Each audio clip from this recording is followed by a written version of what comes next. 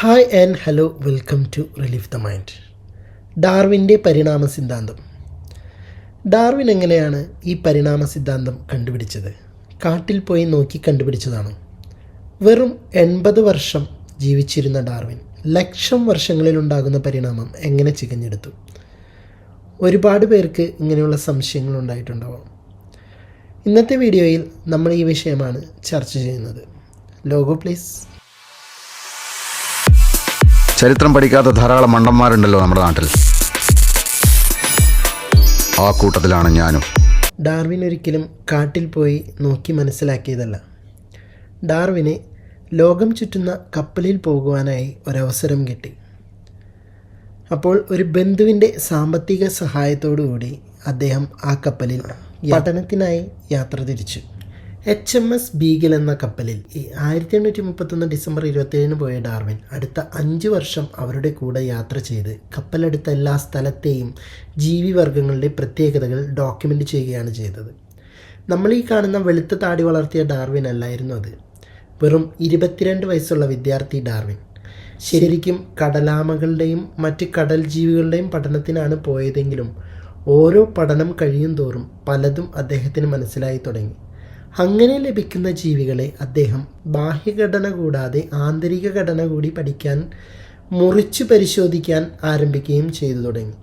പ്രധാനപ്പെട്ട ജീവികളുടെ ഭാഗങ്ങൾ സമയാസമയങ്ങളിൽ വേണ്ട കുറിപ്പുകളോടെ നാട്ടിലേക്ക് അയച്ച് വീട്ടിൽ സൂക്ഷിക്കാൻ ഏൽപ്പിക്കുകയും ചെയ്തു പോന്നു. ഈ യാത്രയിൽ പസഫിക് സമുദ്രത്തിലുള്ള ഗാലപോഗസ് ദ്വീപ് സമൂഹത്തിലുള്ള സന്ദർശനങ്ങൾ ആണ് അദ്ദേഹത്തിന് പുതിയ നിരീക്ഷണങ്ങൾ നൽകിയത്.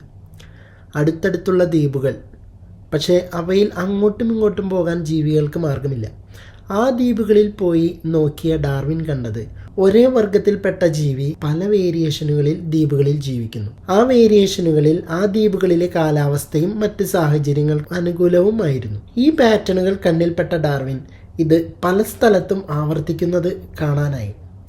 തിരികെ വന്ന ശേഷം അവയെ പഠിച്ചു നോക്കിയപ്പോൾ ഒരേ ജീവി തന്നെയാണ് മറ്റു ജീവികളാകുന്നതെന്നും ലോകത്തിൻ്റെ മറ്റൊരു ഭാഗത്ത് അങ്ങനെ ആകുന്നില്ലെന്നും മനസ്സിലാക്കിയ അദ്ദേഹം ആ വിശകലനങ്ങൾ സമാഹരിച്ച് ഒരു പുസ്തകം എഴുതി. എങ്ങനെ ജീവിവർഗങ്ങളും സ്പീഷീസുകളും ഉണ്ടാകുന്നു എന്നുള്ള അദ്ദേഹത്തിൻ്റെ നിഗമനം ഒറ്റയ്ക്കല്ല, കൂടെ പഠിക്കുന്ന ഒരു വിദ്യാർത്ഥിയും ഏകദേശം സമാനമായ ആശയം നിരീക്ഷിച്ചുണ്ടാക്കിയിരുന്നു.